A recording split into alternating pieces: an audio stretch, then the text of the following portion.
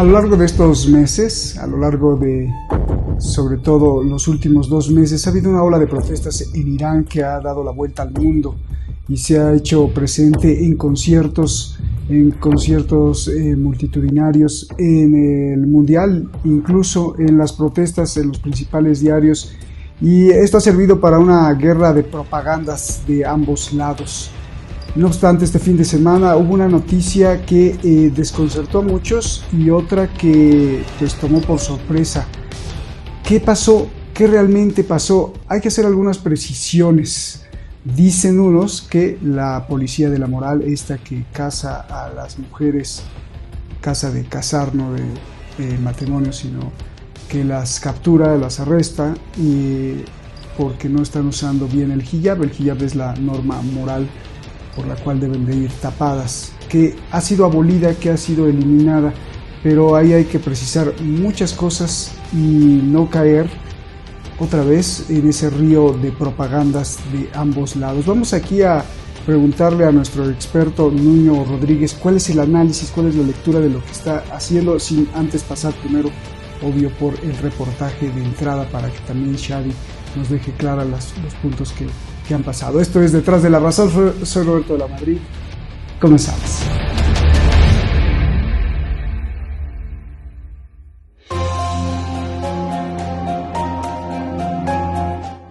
Medios de prestigio, periódicos y cadenas publican lo siguiente: Irán disolvió a la policía de la moral.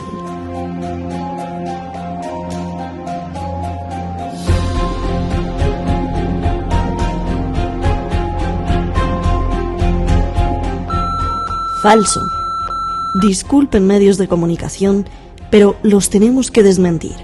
Las cosas no son así. Lo que pasó fue lo siguiente.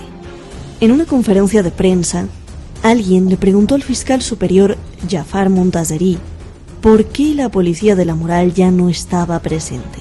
Montazeri contestó que el patrullaje no era asunto del Poder Judicial, sino de la policía, quien, así dijo, la lanzó y la cerró. Algo totalmente ambiguo. Montazeri contestó que el patrullaje no era asunto del Poder Judicial, sino de la policía, quien, así dijo, la lanzó y la cerró. Algo totalmente ambiguo. Primero, porque la policía de la moral no depende del fiscal general. Segundo, porque la policía de la moral no es una unidad o un cuerpo que se pueda disolver.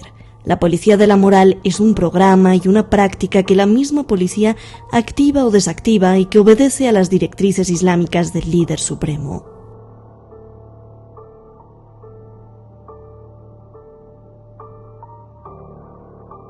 Tercero, porque aunque esta práctica sea desactivada, la policía y la judicatura tienen otros métodos legales y otras leyes para perseguir y arrestar a toda mujer que no tape su cuerpo o no se vista bien.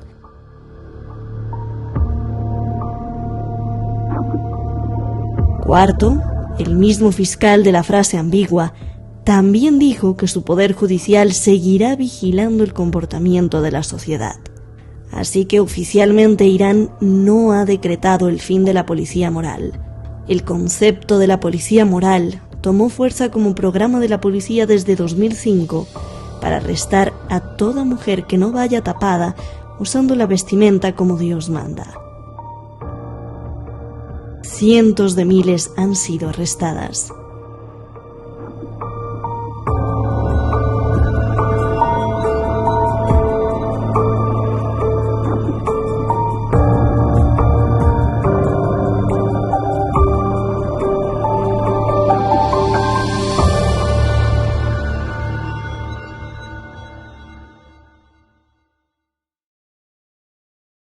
Nuño Rodríguez, director, fundador de Quixote Globe, un think tank que, pues, a pesar de todas las censuras y de todo, y censura, ¿sabe por qué? Porque los gobiernos y las principales corporaciones no se interesan, al revés, quieren aplastar todas las semillas o todos los hubs de pensamiento, y contra viento y marea, ahí está Quixote Globe, reuniendo lo mejor para que usted siempre trate de tener puntos de partida y poder dilucidar qué es lo que está pasando en la realidad del mundo entero, incluido por supuesto su país o tu país, para hablarte de tú que nos estás viendo. Nuño Rodríguez, director y fundador, con muchos estudios en sociología, en inteligencia militar, en inteligencia también de fuentes abiertas, y analiza y lee todo lo que está pasando. Nuño, qué gusto saludarte. Yo te pregunto, ¿qué pasa en Irán? ¿Qué pasa en Irán? Y tengo mucho más preguntas en el contexto global, pero ¿se acabó la policía de la moral? ¿Qué has analizado tú, por favor? Si se llegase a acabar la policía de la moral, no sería más de 5 o 10 años en que cayese el propio régimen teocrático. La noticia que ha ido circulando por las redes, pues se supone que no es ni siquiera del todo cierta, porque se está hablando de que las autoridades iraníes han sido quienes han reconocido la propia disolución del cuerpo. Después tenemos la propia complejidad de la naturaleza de la policía de la moral, que no depende de las leyes, de la judicatura, sino que es una especie de división dentro de los cuerpos policiales.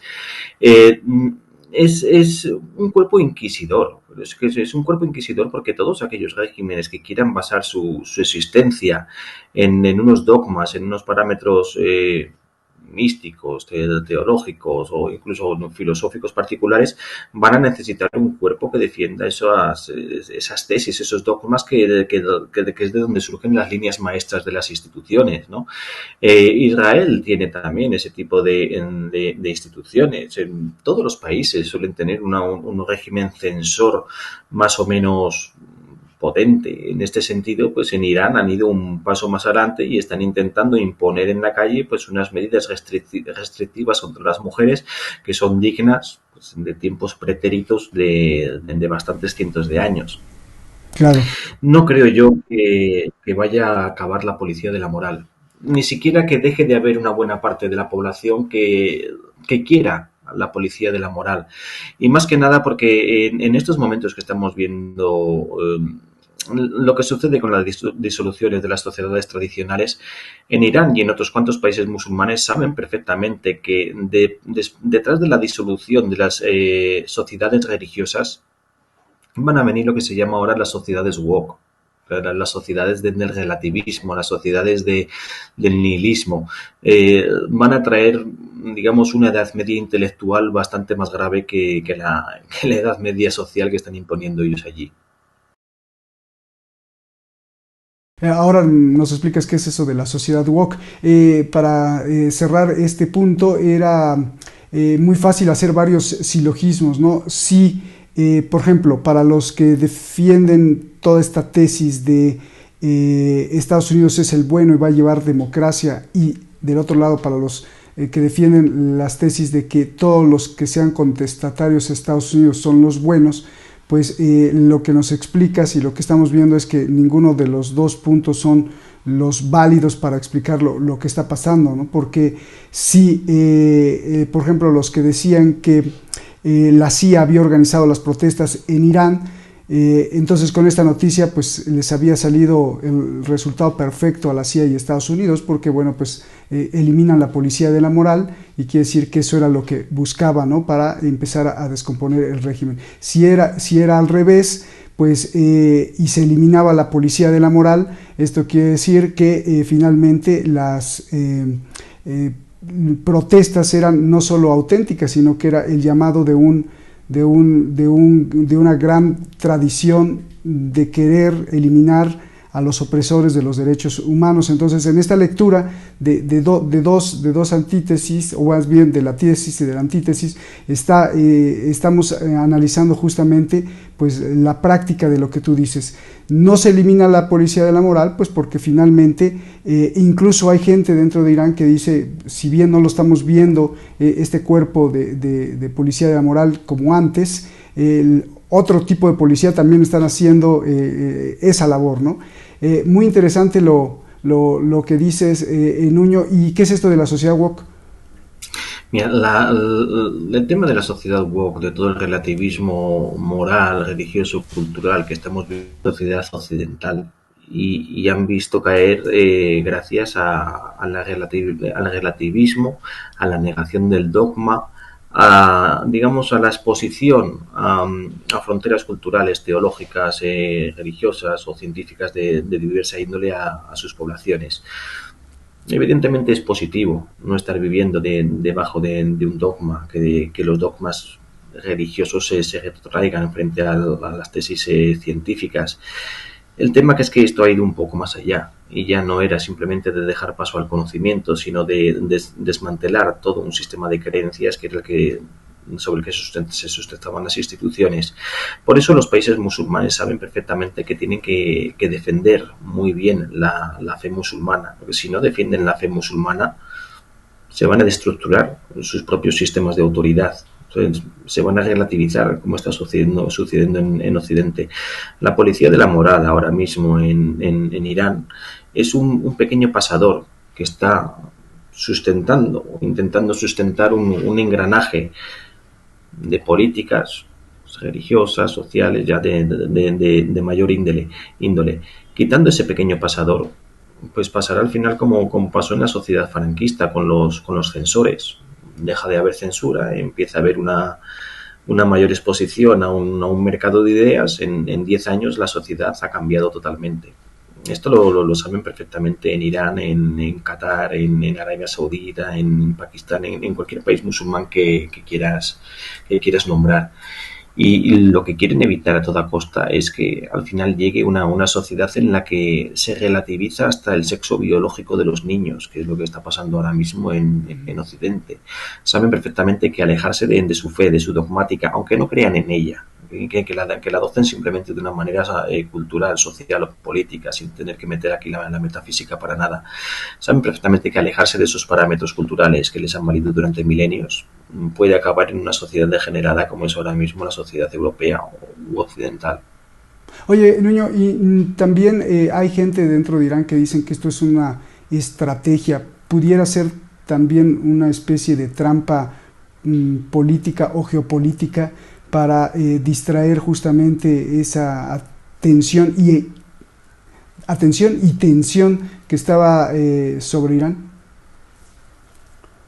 Puede ser perfectamente. O sea, tú ten en cuenta que ahora mismo las protestas estaban siendo de una magnitud bastante mayor que protestas anteriores. Siempre se habían conseguido solventar, aplacar las protestas en un par de semanas, no más. Había sido algo que simplemente requería tiempo. En este caso están siendo de una profundidad mayor y eso significa que ya sea la CIA, ya sea el Mossad, ya sea otro servicio de inteligencia, tienen acceso a las estructuras de movilización social en Irán. Y esto ya sí que es bastante peligroso. Oye, antes de pasar a la otra pregunta que también se me hace muy interesante con respecto al fútbol y el hijab, sí hay que dejar claro, y me gustaría que más que tú que analices perfectamente estos puntos sociales, una cosa es que haya millones de mujeres en Irán que levanten la voz y digan no me sigan maltratando, no nos sigan aplastando, que esa protesta y que ese grito es real, es desesperado y es auténtico. Una cosa es eso y otra cosa es que el sistema de inteligencia de Estados Unidos, como la CIA o el Mossad de Israel, como mencionaste tú, aprovechen ese fuego para entonces avivarlo y poder infiltrarse. O sea, son dos cosas diferentes porque en el público muchas veces se confunde y dicen, las protestas en Irán están organizadas por un agente externo. No, bueno, hay protestas, hay problemas, como en todos los países, y en esta tradición muy fuerte de opresión a la mujer, porque bueno, Shadi y yo lo vivimos ahí, y otra cosa es que los sistemas de inteligencia de Occidente las aprovechen, como en cualquier otro país, para desestabilizarlos, hasta para dar golpe de Estado. Sí son dos cosas diferentes, ¿no? Bueno, son dos cosas diferentes, pero que tienen que estar total y absolutamente vinculadas. Tú ten en cuenta que por mucho que vayas a querer movilizar a una sociedad, si no tienes una materia reivindicativa sobre la cual basar esas protestas, pues nadie se va a movilizar. O sea, evidentemente tú tienes que analizar una sociedad, tienes que mirar cuáles son las brechas de fricción que hay en su seno y explotarlas. En este sentido, evidentemente es obvio que, digamos, la sumisión de la mujer al sistema patriarcal iraní y al sistema religioso iraní pues vas a encontrar fricciones bastante profundas y vas a encontrar una buena parte de la sociedad, tanto religiosa como no religiosa, que van a estar en contra. Ahí vas a tener una mina para conseguir movilizar a la sociedad.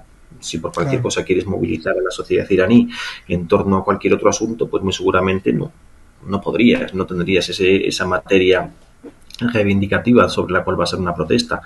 Lo primero que hacen los servicios de inteligencia es eso, es analizar las fricciones, mirar las materias reivindicativas, mirar las estructuras de movilización e intentar dirigirlas. Y sí, o sea, en Irán se están dando todos estos elementos y digamos la dinámica entre ellos, porque sí que vas a tener unas fricciones sociales de unos grupos en contra de sus autoridades, en contra de otros grupos. Sí que vas a tener la materia reivindicativa y sí que vas a tener unas personas que están con ayuda externa movilizando todo este tipo de cuestiones. Lo cual también aquí surge una pregunta bastante interesante, porque si al final no se ha disuelto la policía de la moral, que se supone que era simplemente una manera de enfriar las protestas que están sucediendo ahora mismo en el país, porque han sido los medios estadounidenses y los occidentales los únicos que lo han difundido. Son los primeros que han hecho propaganda. No he visto que esa propaganda haya llegado del lado iraní. Dice, ¿a quién le ha interesado ahora mismo aplacar? Y sobre todo la policía de la moral. O sea, aquí un día estaban hablando del yihad, de la moral, al día siguiente querían volver a derrocar al Estado entero. Ha habido, digamos, un pequeño cortocircuito dentro de las reivindicaciones en las protestas y eso muy seguramente a largo plazo no acabe de tener suficiente cuajo como para hacer frente a un gobierno. Pero hombre, me ha llamado mucho la atención que he visto estos días gente que estaba reivindicando que los países occidentales o el resto de países del mundo directamente estaba diciendo que cerrasen las embajadas de Irán, que expulsasen a los cuerpos diplomáticos.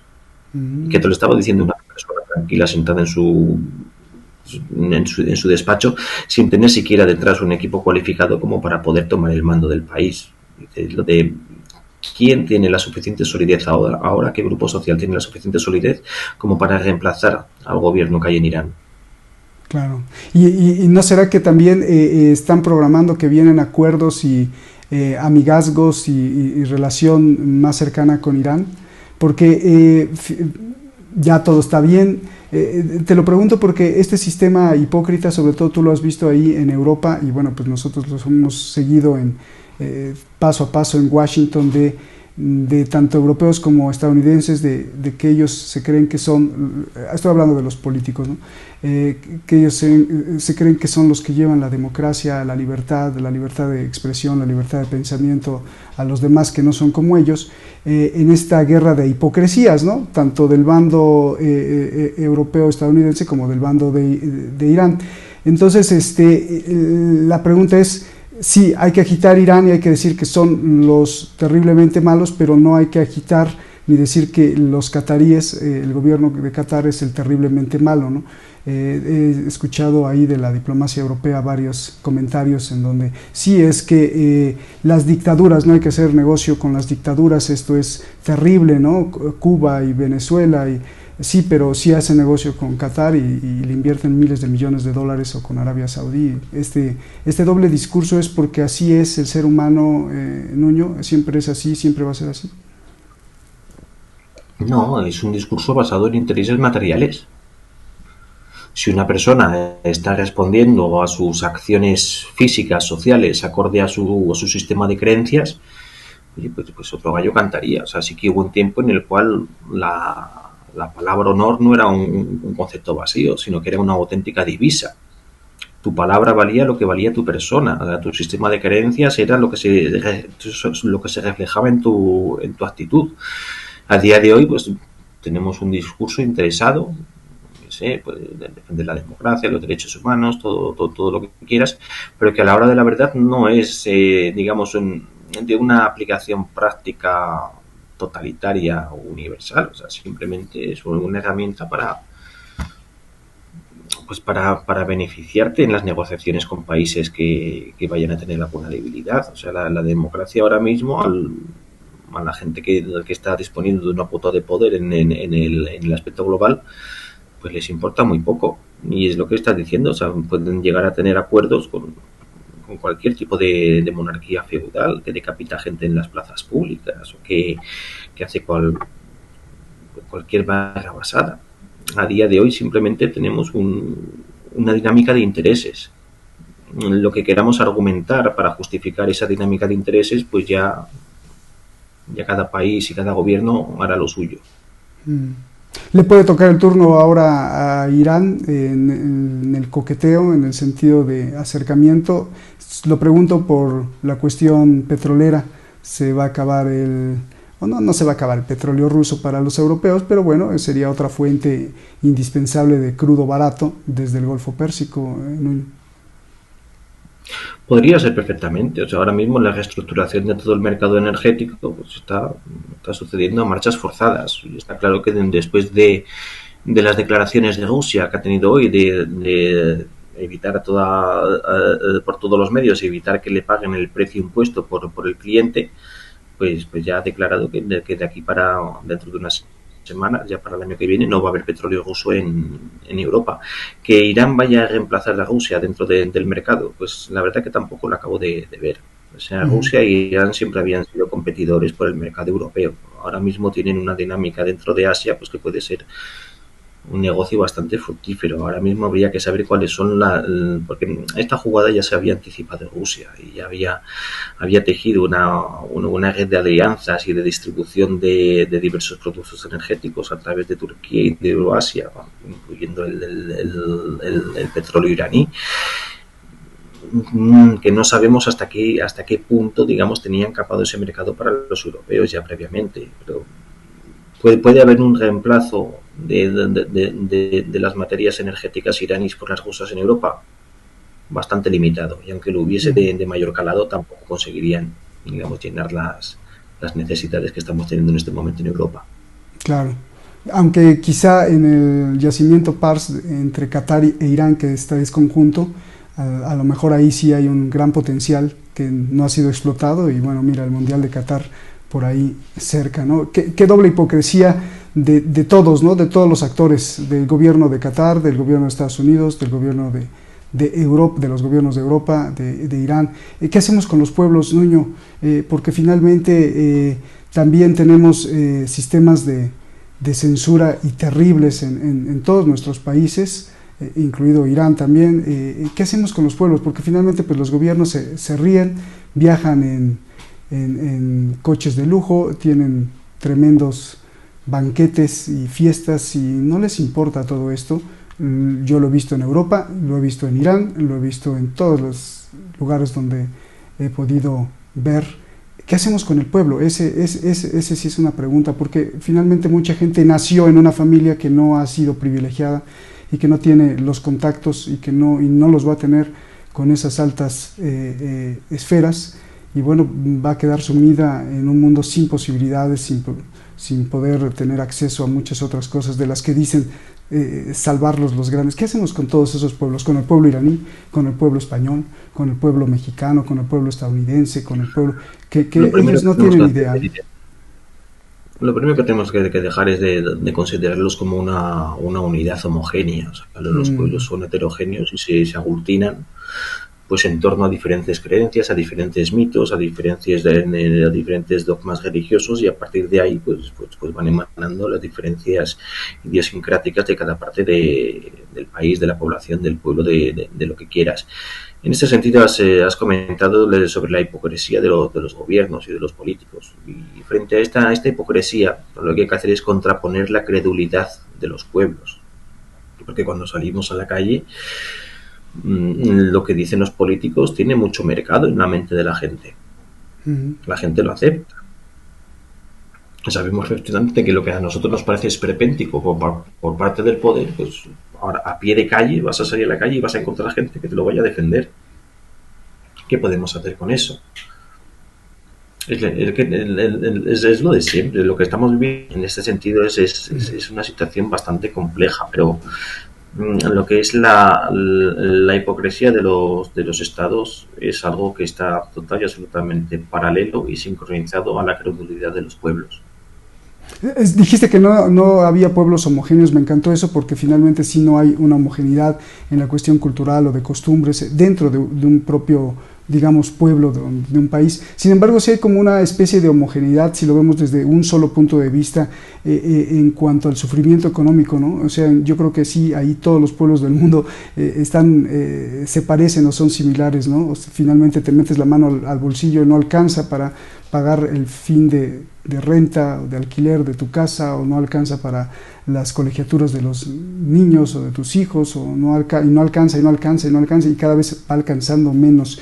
En ese sentido, lo único que propondrías, Nuño, es que se le dé credibilidad a esa voz de protesta del pueblo, porque también hay muchos gobiernos que cuando protesta el pueblo o dice alguna cosa o alguna crítica es inmediatamente desacreditado. ¿Cómo contraponer todo eso? Solamente es educación y estar cultivándose más y estar informándose con más fuentes para estar un poquito más informado, ¿o cómo? ¿Y tú por qué has estudiado Pues sociología? esto es como lo de Matrix, o sea, tú quieres tomar la pastilla verde o quieres tomar la pastilla roja. Sabemos perfectamente que el nivel económico, el nivel adquisitivo de una familia es determinante para el desarrollo de la capacidad cognitiva de un niño. Sabemos perfectamente que ya no solo es la capacidad cognitiva, nutricional de un niño, sino su relación con la escuela. O sea, sabemos perfectamente, o sea, que los niños de clase alta suelen tener una actitud más favorable hacia la escuela, suelen tener unos hábitos de lectura mayores que los niños que han nacido en unas condiciones más paupérrimas, más desfavorecidos. Con lo cual, ahí lo que tenemos que saber es, pues ya tenemos, o sea, un determinante que es el nivel económico. Y el nivel económico también solía estar hasta hace tiempo bastante vinculado con el nivel cultural.